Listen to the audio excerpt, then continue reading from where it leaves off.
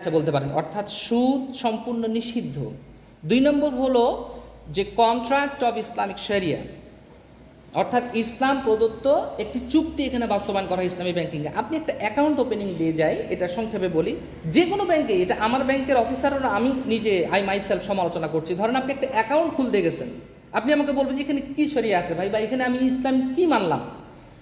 এই account opening ফর্মগুলোর দিকে আমরা নিজেরাও তাকাই না, আমাদের ক্লায়েন্টরাও তাকায় না, আমাদের অফিসাররাও বলে না। আপনি অন্য ব্যাংকের একটা অ্যাকাউন্ট ওপেনিং ফর্ম দেখবেন, আর আমাদের ব্যাংকটা অ্যাকাউন্ট ওপেনিং ফর্ম দিয়ে সেখানে কন্ডিশনগুলো বলা আছে, আপনার সাথে চুক্তি হয়, মুদারাবা প্রিন্সিপালের ভিত্তিতে আপনার ডিপোজিটটা আমি কালেকশন করি। মুদারাবা প্রিন্সিপাল এটা হলো ডিপোজিটের ক্ষেত্রে। ইনভেস্টমেন্টে অর্থাৎ বিনিয়োগের ক্ষেত্রে যেমন মুরাবাহা, বাই মুআজ্জাল, এইচপিএসএম, এই মোডগুলো যেমন আমরা চুক্তি হয়, কন্ট্রাক্ট হয়, তেমনি ডিপোজিটের ক্ষেত্রে আপনার কাছে যে আমি ক্যাশটা নিচ্ছি, ফান্ডটা নিচ্ছি, কি করব। কনভেনশনাল ব্যাংকের ক্ষেত্রে চুক্তি হলো যে আপনি আমার কাছে ডিপোজিটটা রাখছেন, ডেফিনিট একটা রেটে আমি আপনাকে রিফান্ড করব। কিন্তু আমি এটা মদ খাই, জুয়া খেলি, আপনি কিছু বলতে পারবেন না। কিন্তু ইসলামী ব্যাংকের সাথে কন্ট্রাক্ট হচ্ছে ডিপোজিটর এবং আমার, অর্থাৎ ব্যাংকের সাথে সম্পর্কটা হচ্ছে সাহেবে মাল এবং মুদারিব। সাহেবে মাল দ্যাট মিনস যিনি ফান্ডটা আমাকে দিলেন, অর্থাৎ ডিপোজিটর। আর মুদারিব হচ্ছে সংগঠক বা উদ্যোক্তা, এন্টারপ্রেনার, যেটা ব্যাংক ইটসেলফ। ঠিক আছে, তো আপনি আমাকে ডিপোজিটটা দিলেন, কন্ডিশন হচ্ছে এটা আমি আল্লাহ কর্তৃক ঘোষিত, আল্লাহ কর্তৃক মনোনীত ব্যবসায়িক কর্মকাণ্ডে ইনভেস্ট করব, not loan. Loan and investment, that is a Gulf of difference between this words. ঠিক আছে, লোন এবং ইনভেস্টমেন্টের মধ্যেও পার্থক্য আছে। ঋণ হচ্ছে আমি আপনাকে 2 টাকা ধার দিয়েছি, এই 2 টাকা দিয়ে আপনি যা ইচ্ছে করেন, আমার দেখা দরকার নেই, কিন্তু আপনি আমাকে রিটার্ন করবেন 3 টাকা। বাট বিনিয়োগ হচ্ছে আপনার কি প্রয়োজন, বললেন আমার ধান লাগবে, আপনি বললেন যে আমার একটা বিল্ডিং করে দিতে হবে, আপনি বললেন আমার একটা কার দরকার। ঠিক আছে, এটা ব্যাংক, ইসলামী ব্যাংক কিনে দিবে, অর্থাৎ ওই গুডসটা ঢুকতে হবে, মাস্ট। ঠিক আছে, ঢোকার পরে আমি যে রিটার্ন নিব, যে কার তো কিনে দিছি ভাই আমি 10 টাকায়, আমি 12 টাকা নিব, কারণ মাঝখানে আমি কারটা বিক্রি করে দিছি আপনার সাথে, বাইং অ্যান্ড সেলিং কন্ট্রাক্ট হবে। ঠিক আছে, নাম্বার 2। নাম্বার 3 হচ্ছে যে ইসলামের মৌলিক নীতিমালার ভিত্তিতে বিনিয়োগ সহ বৈদেশিক মানে ফরেন এক্সচেঞ্জ ট্রানজ্যাকশনগুলো, যত রকমের শরিয়া approve transaction and economic activities আছে, এইটা 3 নম্বর চুক্তিতে থাকে। এই 3টা হচ্ছে বেসিক ডিফারেন্স। আপনি যদি ডিফারেন্সে যান আলোচনায়, আমি সারাদিন বলতে পারবো ইনশাআল্লাহ, বা অনেক অ্যাঙ্গেলে অনেক অ্যাসপেক্টে বলা যাবে, কিন্তু এই 3টা হলো প্রধান, যে আপনার সাথে সুদ গ্রহণ বর্জনের নিষিদ্ধের ঘোষণা থাকবে এবং 2 ধরনের চুক্তি থাকবে, যেটা আমি বললাম। আশা করি আপনি উত্তরটা পেয়েছেন। সেখানে আমি একটু দুই একটা বলি। আসলে সবাইকে যদি বলি যে বই পড়বেন, এরপরে আমি আমার দায়িত্ব কথা বলে শেষ করে দিলাম সংক্ষেপে, তাহলে কিন্তু হবে না, কারণ এখানে কারো পড়ার টাইম নেই। আপনি বাস্তবে ফিল্ডে আছেন, আপনাকেই বুঝাই দিতে হবে, কারণ আপনাকেও ইসলামী ব্যাংক ট্রেনিং দিয়ে কিন্তু এই পর্যায়ে নিয়ে আসছে। ঠিক আছে, তো এই জন্য একটা জিনিস, মানে এখানে মূল প্রিন্সিপাল হচ্ছে কেনা বেচা হতে হবে, buying and selling, buying and selling হইতে হবে। হ্যাঁ, এখন আপনি দেখতেছেন যে অন্য ব্যাংকও কিন্তু টাকা দিচ্ছে, ইসলামী ব্যাংকও টাকা দিচ্ছে, তো মোটা দাগে কিন্তু আমরা দেখতে পাচ্ছি না যে কেনা বেচা হচ্ছে, মনে হচ্ছে একই রকম হয়ে যাচ্ছে। তো ইসলামী ব্যাংক যেটা করে, ধরেন আমি একটা ছোট্ট উদাহরণ দিই, যে একটা ফ্রিজ কিনতে আপনার লাগবে 1 লাখ টাকা।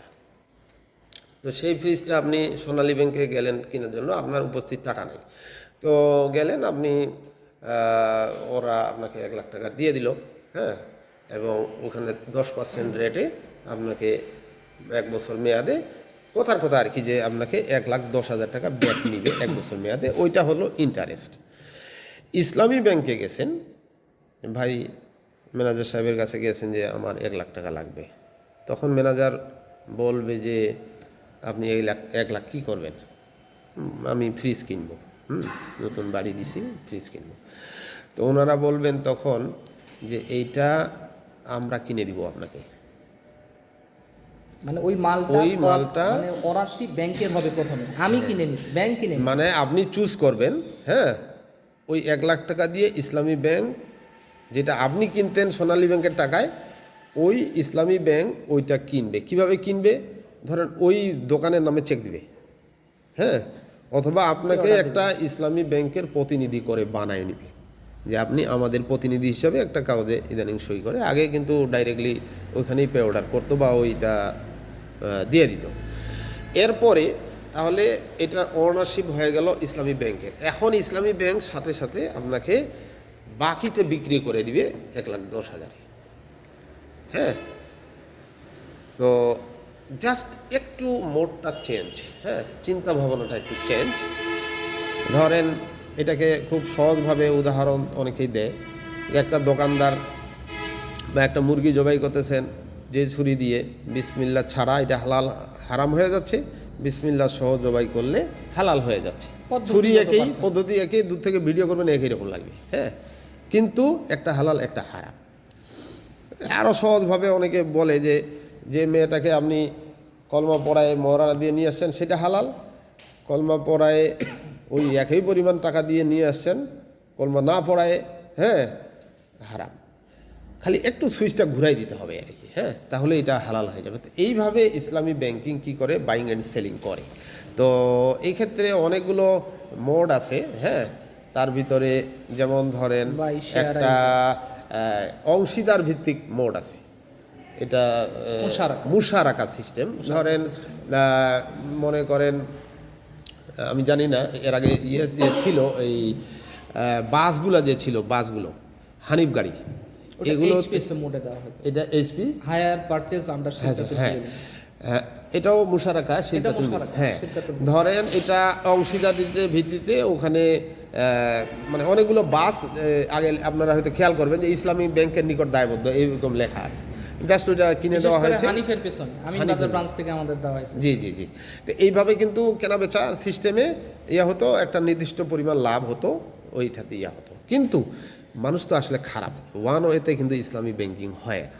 আপনি বললেন যে আপনার সাথে চুক্তি হলো, আপনি একটা কোম্পানির মালিক বা একটা গোডাউন দিয়েছেন, ওখানে ইসলামী ব্যাংক মালটা কিনে দিয়েছে, লাভ হলে দিতে হবে, লস হইলেও নিবে।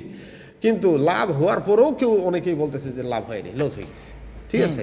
তো এই ক্ষেত্রে একটু প্রবলেম রয়েছে। এই জন্য ইসলামিক কমপ্লিটলি করতে গেলে ব্যাংকেও যেমন ইসলামী হওয়া লাগবে, কাস্টমারকেও ইসলামিক হওয়া লাগবে, হ্যাঁ হ্যাঁ, সিস্টেমেও হওয়া লাগবে, সব কিছু হওয়া লাগবে।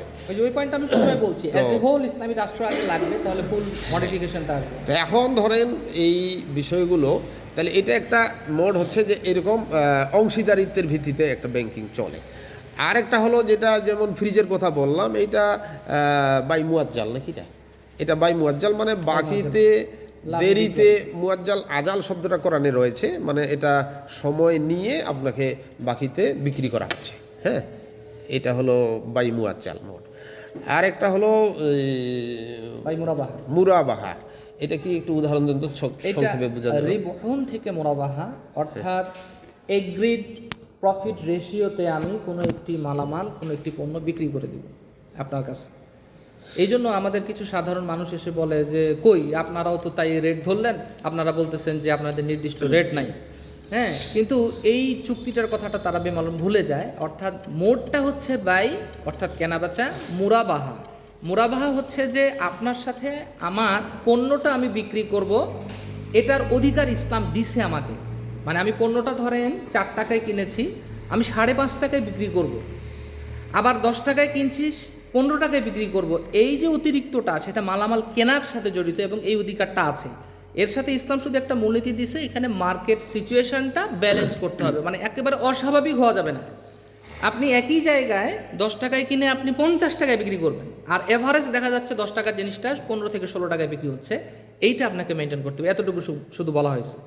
নাম্বার 2 হচ্ছে, এখানে আরেকটা অভিযোগ আসছে যে আপনারা আগাম কেন বলবেন, মানে আমার তো লস হয়ে যেতে পারে। আপনি যে আগাম বললেন যে আমি 10% নেবো, 12%, আমার যদি লস হয়ে যায়, তো সেক্ষেত্রে জবাব হচ্ছে, আমাদের ইসলামী ব্যাংকের সাবেক এমডি উনি উত্তরটা দিয়েছেন যে আপনি দোকান থেকে, মুদির দোকান থেকে লবণটা কিনছেন, যত টাকাই কিনেন, 20 টাকা, 30 টাকা, 50 টাকা, 100 টাকা কেজি লবণটা কিনছেন, লবণটা কেনার পরে বাড়িতে পৌঁছান নাই, আগেই রিক্সা থেকে, ভ্যান থেকে লবণের প্যাকেটটা পড়ে গেছে, ফেটে গেছে, বা একদম ছিনতাইকারী একটা চোর টোর এসে দৌড়ায় নিয়ে চলে গেল। এখন কি আবার দোকানে এসে বলবেন যে আপনি লবণটা যে দিছিলেন এটা তো আমার নষ্ট হয়ে গেছে, এখন দেন? আপনার চুক্তি ওই পর্যন্তই ছিল, কেনা বেচার সময় পর্যন্ত যত কমপ্লেইন থাকবে যে এই পণ্যটা খারাপ, এটা কম, এটা বেশি, এটা চেঞ্জ করে দেবেন। কিন্তু যখনই আপনি লিভ করবেন ওই জায়গাটা, অর্থাৎ ক্রয় এবং বিক্রয়ের সময় ক্রেতা বিক্রেতার মধ্যে উপস্থিতির সময়টুকু পর্যন্ত আপনার জন্য allowed, you are allowed, to any kinds of change or modification. কিন্তু আপনি চলে গেছেন, পেমেন্ট হয়ে গেছে, তখন কিন্তু আর বলতে পারবেন না। তা আপনার সাথে আমার কন্ট্রাক্ট হয়েছে আমি এত টাকায় বেচবো, বিক্রি করবো আপনার সাথে, বিক্রি করার পর তো আপনাকে 1 বছর সময় দিছি না, এর মধ্যে তো আপনার ব্যবসা লস হইতেই পারে, সেইটা কিন্তু তখন ব্যাংক বেয়ার করবে না। ওইটা বেয়ার করার জন্য যে মুশারাকা সিস্টেম, সেটার জন্য ওই যে ভাই বলছেন যে ক্লায়েন্টকেও ওই ইসলামের চিন্তা চেতনায় সমৃদ্ধ হইতে হবে, আর ব্যাংক তো রেডি থাকবে। এটা দুই পক্ষকে লাগবে একদম সমানে সমানে। ওটা মুশারাকা সিস্টেমে হয়, ওটা যে আপনি profit bearing and loss sharing দুটোই হবে। আর মুরাবাহাটা হচ্ছে শুধুই আমি লাভে বিক্রি করব। এই জায়গাটাতে সাধারণ মানুষের প্রশ্ন থাকে যে তাহলে কি পার্থক্য থাকলো? পার্থক্য এখানে। ওটা কাফিরদের মতো হয়ে যায়, তারা বারবার ওই কথাটা বারবার টেনে নিয়ে আসে যে কেনা বেচা আর ব্যবসা ওই একই রকম, সুদ আর ব্যবসা একই রকম, কিন্তু বিষয়টা মোটেও একই না। জি আচ্ছা, এখানে আরেকটা বিষয়ে অনেকের প্রশ্ন আসে যে ইসলামী ব্যাংক সেটা বাংলাদেশ ব্যাংকের আন্ডারে, তো সুতরাং ইসলামী ব্যাংক থেকে একটা লিকুইডিটি মানি বাংলাদেশ ব্যাংকে জমা রাখতে হয় এবং বাংলাদেশ ব্যাংক ওইটার উপরে সুদ দেয়। ধরেন ইসলামী ব্যাংকিংয়ের ক্ষেত্রে এখন কত 10%, না, ইসলামী ব্যাংকের আর ক্ষেত্রে অন্য ব্যাংকের 6.5%, ক্ষেত্রে এখন 6.5%, অন্য ব্যাংকের ক্ষেত্রে কত? অন্য ব্যাংকের ক্ষেত্রে আপনার 13%। 13%। ইসলামী ব্যাংকের ক্ষেত্রে যেহেতু বাইং সেলিং করে, এই জন্য তারা একটু উদ্বুদ্ধ হয়ে 6.5% মানি লিকুইডিটি হিসাবে, সিকিউরিটি হিসাবে ওখানে জমা রাখতে হয়। তো ওইটা যে বাংলাদেশ ব্যাংকে জমা রাখলে যে টাকাটা আসে সেটা কিন্তু সুদ, কারণ বাংলাদেশ ব্যাংক তো ইসলামিক প্রিন্সিপালে চলে না। তো সেই টাকাটা কি করা হয়, এটা একটা প্রশ্ন, যে অনেকে না জেনে বলে যে এটা তো সুদ ঢুকে যায়, সুতরাং ইসলামী ব্যাংক ইসলামী থাকে না। এটা মূলত ইসলামী ব্যাংক যে টাকাটা করে, এটা ইসলামী ব্যাংক ফাউন্ডেশন নামে একটা আলাদা প্রতিষ্ঠান করা হয়েছে। এটা ইসলামী ব্যাংকে যারা ডিপোজিটর তাদেরকে কিন্তু এখান থেকে প্রফিট দেওয়া হয় না, বরঞ্চ এটা ওইখানে রেখে সোয়াবের নিয়ত ছাড়াই, ধরেন আপনারা ডাক্তাররা জানেন যে কারো হয়তো 2 মাথাওয়ালা বাচ্চা আছে, চিকিৎসা খরচ চালাইতে পারতেছে না, ওইখানে কিন্তু ওই ইসলামিক ব্যাংক ফাউন্ডেশন থেকে দিয়ে দেওয়া হয়। বা কিছু অত্যন্ত দুস্থ গরিব এদেরকে স্কলারশিপ দেওয়া হয়, হ্যাঁ, এইভাবে কিন্তু ওইটা দিয়ে দেওয়া হয়, এখানে দেওয়া হয় না। দ্বিতীয় আরেকটা বিষয়, যে ইসলামী ব্যাংকের একটা শরিয়া বোর্ড রয়েছে। এই শরিয়া বোর্ড মাঝে মাঝে এসে ট্রানজ্যাকশনগুলো চেক করার পরে যদি কোনো ট্রানজ্যাকশনে দেখা যায় যে ডাউটফুল মনে হয় যে এটা একটু সুদভিত্তিক হয়ে যাচ্ছে, এটা ক্রয় বিক্রয়টা ঠিকমতো হয় নাই, হ্যাঁ, তাহলে এটা শরিয়া কমপ্লায়েন্স করে অডিটের যদি সন্তোষজনক জবাব না দিতে পারে, তাহলে ওই লাভের ওই অংশটাও কিন্তু ওইখানে পাঠিয়ে দেওয়া হয়। হ্যাঁ, একটু ক্লিয়ার করি ভাই কথাটা। এই যে পাঠিয়ে দেওয়া হয় বলতে ব্যাংক সেটা ইনকামে নিতে পারে না, ওটাকে ডাউটফুল ইনকাম হিসেবে আইডেন্টিফাই করা হয় এবং পুরো ফান্ডটাকে ট্রান্সফার করে দেওয়া হয়। এবং ওই যে ইসলামী ব্যাংক ফাউন্ডেশন বলা হলো, এটি আত্মমানবতার সেবায় জাকাতের যত খাত, অর্থাৎ আত্মমানবতার সেবার জন্য যত রকমের জনকল্যাণমূলক কর্মকাণ্ড আছে সেটাতে ইনভেস্ট করা হয়, অর্থাৎ নট ইনভেস্ট, এটা এক্সপেন্ড করা হয়। তাহলে আপনাদের ওখানে বাইয়ে মুরাবাহা যেটা করেন, এই বাইয়ে মুরাবাহা এটা হলো একদিক দিয়ে হলো ট্যাক্সই, এটা মানে স্থিরকৃত একটা মাসালা নেওয়া যায় কিনা, দীর্ঘমেয়াদী হিসাবে নেওয়ার সুযোগ আছে কিনা। দ্বিতীয়ত এটা একটা আদর্শিক রূপরেখা হিসেবে মডেল মানে গ্রহণ করা যায় কিনা, হ্যাঁ, যেটাকে আপনি মানে ব্যাখ্যা করলেন আর কি। এটা আসলে ইসলামী ফকিহগণ বাহরাইনে আপনাদের একটা সমগ্র ইসলাম, হ্যাঁ, এওফি যে আছে অ্যাডভাইজরি, এবং এটাকে তারা অডিট করে। তো এই যে নির্ভরযোগ্য একটা প্রতিষ্ঠান, তো আপনি তাদের মূলনীতি দেওয়ার আলোকে আপনি বাইয়া মোরাহাবা যে রাখছেন আপনার যেটা, সেটা কি একটা 100 আকারে এখান থেকে মূলনীতি নিয়ে চালু করার মানে এটা আপনি এটা কীভাবে মানে মূল্যায়ন করেন, কীভাবে এটাকে আপনারা কীভাবে মূল্যায়ন করছেন, মানে এটা দিয়ে কি সবসময় চলবে? যেমন এক সাহাবা মুসনাদ আবু ইয়ালা হাদিস 222276 নম্বর হাদিস, যে তিনি বলেন যে আমি একদা খেজুর বিক্রি করে আমি তাকে বলেছি যে এটা আমার ক্রয় মূল্য, অথচ ক্রয় মূল্যের সঙ্গে তার প্রোডাক্ট কস্ট ছিল এবং তার কিছু রক্ষণাবেক্ষণের খরচ ছিল, সব কিছু মিলিয়ে সে বলেছে যে এটা হলো আমার মানে কেনা মূল্য পণ্যের। তো এই মূল্যে সে বিক্রি করেছে, ক্রেতাও নিয়েছে। বিক্রেতা পরে এসে রাসূল বলছেন, ইয়া রাসূলুল্লাহ, আমি তো ক্রেতাকে বলেছিলাম যে আমার এটা ক্রয় মূল্য ছিল এত, অথচ ক্রয় মূল্য আমার ছিল এর থেকে কম, আনুষঙ্গিক সব খরচ মিলিয়ে ছিল আমার এটা, কিন্তু আমি পুরোটাই আমি আমার প্রোডাক্ট কস্টটাকে গোপন উল্লেখ না করে আমি প্রফিট সহ ধরে বলেছি এটা আমার কেনা মূল্য। তো আমি কি করব? তো এটা কি করতে পারি? তো নবীজি বললেন যে তুমি যেটা গোপন করেছো যে অংশটুকু, সেই অংশটুকু অতিরিক্ত হারে ওটা তুমি সাদাকা করে দাও। তো আমি এক্ষেত্রে যদি মোরাবাকে আমি সাব্যস্ত করতে যাই, তো এক্ষেত্রে সাব্যস্ত করতে গেলে আমাকে প্রোডাক্টের যে ধার্যকৃত মূল্য সেটাকে উল্লেখ করতে হবে, আমি লাভ কতটুকু নিচ্ছি সেটাকে উল্লেখ করতে হবে, এবং আমি এই পণ্যটাকে রং করা, রক্ষণাবেক্ষণ করা, সামগ্রিক যে আনুষঙ্গিক খরচগুলো হয় সেগুলোকে উল্লেখ করা, এগুলোকে উল্লেখ করে তারপরে ক্রেতাকে আমি তা পেশ করে তারপরে তার কাছে লাভ সহ এটাকে আলাদা করে উল্লেখ করার পরে আমি কি পুরোটা সাব্যস্ত করার ফলে কি আমি মুরাহাবা সাব্যস্ত করি কিনা? জি জি, ইচ এন্ড এভরিথিং সব উল্লেখ করা থাকে এবং তিনি আন্ডারটেকিং দেন, সাইন করা হয় সাইন পেপারে যে ডিল ডকুমেন্টসটা আমাদের থাকে সেখানে তিনি স্বেচ্ছায় সজ্ঞানে এই শর্তগুলো মেনে নিয়েই অ্যাকসেপ্ট করেন সেটা বলা থাকে। তাহলে ড্রপ শিপিং মডেল যেটা আছে আপনারা, ড্রপ শিপিং মডেলটা আপনারা কিভাবে সাব্যস্ত করেন? বা বাইয়ে সালাম বা ইস্তিসনা বা বাই সালাম বাই ইস্তিসনা বাংলাদেশ পার্সপেক্টিভে প্র্যাকটিস হয় না বললেই চলে আর। আচ্ছা, তাহলে এটার ড্রপ জন্য শিপিং আরো মডেল যে একটা আছে আপনাদের একটা রূপরেখা, ড্রপ শিপিং মডেল এটাকে আপনারা কিভাবে মূল্যায়ন করতে পারেন বা ব্যবহার করতে পারেন? না, এটা বললাম তো যে এটা এই মুহূর্তে বাংলাদেশ পার্সপেক্টিভে হয় না আমাদের ব্যাংকিংয়ে। যেমন করে আপনি মুশারাকা পয়েন্টটা বলি, মুশারাকা হচ্ছে ভাইটাল এই ক্ষেত্রে, আইডিয়াল, মুশারাকাটা ইজ দ্য বেস্ট, কিন্তু বাংলাদেশের জনগণ এখনও সেইভাবে প্রস্তুত হয়নি। এই যে ভাই যেটা বললেন ওয়ান ওয়েতে হবে না, ইসলামী ব্যাংকিং ওয়ান ওয়ে হবে না।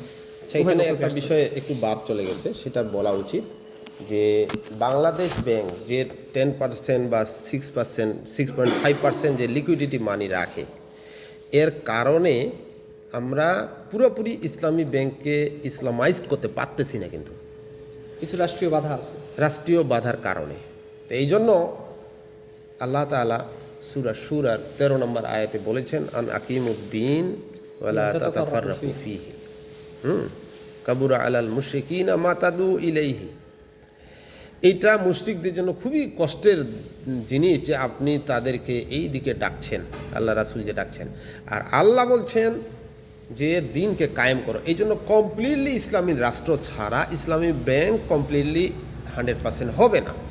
তবে এর বিকল্প হিসেবে, মন্দের ভালো হিসেবে 90% হয়তো টিকে আছে, বা আমি ব্যাংক এবং ক্লায়েন্ট উভয়েই যদি চায় তাহলে আমরা অনেক দূর পর্যন্ত এটা 100%-এর কাছাকাছি কিন্তু এটা ইসলামাইজ করতে পারবো। হ্যাঁ, আপনার নিয়ত, ব্যাংকের নিয়ত যদি থাকে।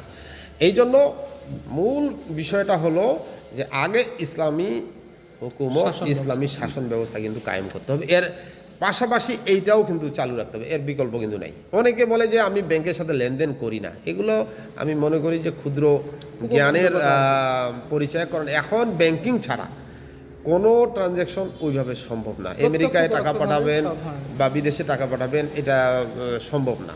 সুতরাং ইসলাম এই ক্ষেত্রে মূলনীতি দিবে না, এটা হতে পারে না। ইসলাম একটা কমপ্লিট কোড অফ লাইফ, সুতরাং এখানেও থাকবে মূল প্রিন্সিপাল এটাই।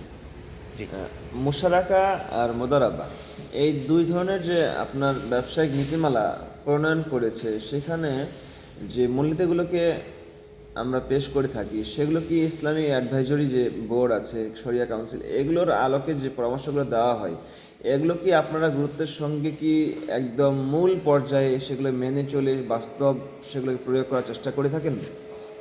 নিঃসন্দেহে অবশ্যই, কিন্তু আমি বললাম যে মুশারাকা প্র্যাকটিসিংটা বাংলাদেশ পার্সপেক্টিভে হয়ে উঠছে না। এখানে মুআজ্জাল এবং মোরাবাহা আর এইচপিএসএম এই তিনটা মোডে প্র্যাকটিসটা সবচেয়ে বেশি।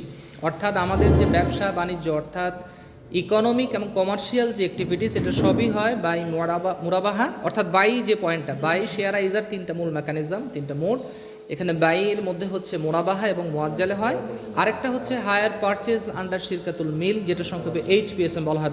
অর্থাৎ আপনার যে কোনো কনস্ট্রাকশন রিলেটেড যে ইনভেস্টমেন্টগুলো হয়, ধরেন আপনি একটা বিল্ডিং করবেন অথবা ক্যাপিটাল মেশিনারি ইম্পোর্ট করবেন, ঠিক আছে, সেই ক্ষেত্রে এইচপিএসএম মোডে দেওয়া হয়। অর্থাৎ কিস্তির মাধ্যমে নির্দিষ্ট একটা সময় দিয়ে আপনার কাছে টাকাটা ওনারশিপটা আপনার কাছে আবার রিফান্ড হয়। হায়ার পারচেজ আন্ডার শিরকাতুল মিল মানে মালিকানার শর্তে থাকে, আপনি যে পরিমাণ ইনস্টলমেন্ট আমাকে দিবেন ওই পরিমাণ মালিকানা আপনার কাছে রিটার্ন করে, আর এর বিনিময়ে মাঝখানে রেন্ট চার্জ করা হয়, ভাড়া, এইচপিএসএম মোডে। এই তিনটা জিনিস অর্থাৎ মুরাবাহা, মুআজ্জাল এবং এইচপিএসএম, এই তিনটের প্র্যাকটিস বাংলাদেশ পার্সপেক্টিভে বেশি হয়।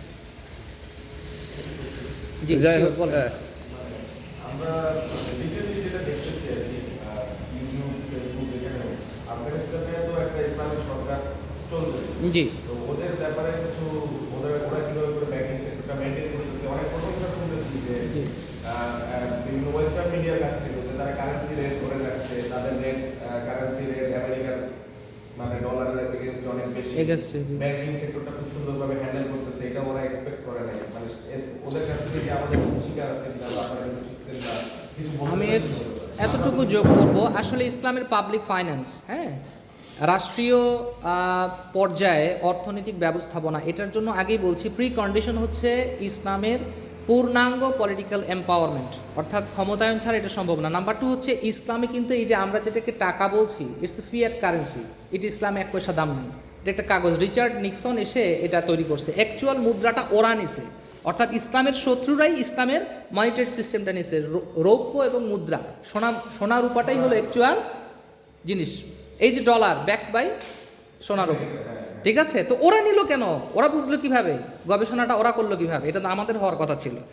সেই জন্য আমি বলবো যে পৃথিবীর যে ভূখণ্ডেই ইসলামের শাসন ব্যবস্থা প্রতিষ্ঠিত নয়, এই না হওয়া পর্যন্ত এই অবস্থাটা আপনাকে মেনটেন করতে হবে, মানে স্কোপ নাই, আপনি এখান থেকে বের হতে পারবেন না গ্লোবাল পলিটিক্সের কারণে। গ্লোবাল যে শাসন ব্যবস্থা, এটার সাথে তো আপনি আষ্টে পৃষ্ঠে বাধা আছেন।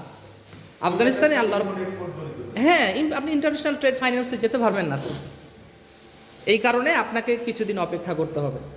আফগানিস্তান কিভাবে করে করতেছে ওরা কি পুরো বাদ দিয়ে দিচ্ছে না, পুরো বাদ দিয়ে দিচ্ছে আমি এটা বলবো না। আর আফগানিস্তানের পুরো পিকচারটা আমি কিছু কালেকশন করার চেষ্টা করতেছি, মানে আমি এই মুহূর্তে বললে আপনার কাছে কমপ্লিট বলাটা হবে না। এই জন্য আপনি যদি মনে করেন যে আমার কাছে শুনবেন, আমাকে একটু সময় দিয়ে ব্যাংকে যোগাযোগ করবেন, ইনশাআল্লাহ আমি আপনাকে বলে ইনশাআল্লাহ দেব। আমরা ভবিষ্যতে আপনার আলোচনা আরো শুনতে চাই। হ্যাঁ, ইনশাআল্লাহ আজকে থেকে হলো তো ইনশাআল্লাহ। ইনশাআল্লাহ বিফাদলিল্লাহ। তো যাই হোক, এ পর্যায়ে আমাদের আলোচনার প্রশ্নোত্তর পর্বের উন্মুক্ত আমরা করছি। তো প্রথম যে প্রশ্নটা আসছিল, সেই প্রশ্নটা হচ্ছে যে সোনা রূপা গয়নার যে বিষয়টা, হ্যাঁ, আপনার পক্ষ থেকে করছিলেন না, বিক্রয় মূল্য ক্রয় মূল্য এই সংক্রান্ত মানে মূল পয়েন্টগুলো বলেন, বাকিরা তো সবাই বিজ্ঞ বুঝে ফেলবেন আর কি। জি, শেখ আব্দুল্লাহ বিন আমিন। কোনটা বলবো স্যার? মানে স্বর্ণ জমা আছে বাড়িতে, এখন জাকাত দিবেন উনি, সেটা ক্রয় মূল্য ধরে না বিক্রয় মূল্য ধরে উনি? প্রথম কথা হলো ক্রয় মূল্য ধরবেন না বিক্রয় মূল্য ধরবেন, এটা একটা। আরেকটা দ্বিতীয় হলো যে ব্যবহার্য স্বর্ণ, অলংকারের স্বর্ণের জাকাত দিতে হবে কিনা, কারণ মতামত কয়েকটা আছে। কয়েকটা মত আছে। হ্যাঁ, তো আপনি এইটার ফয়সালা দেন। যতক্ষণ পর্যন্ত আপনি আপনার পণ্য আপনার মালিকানায় রাখছেন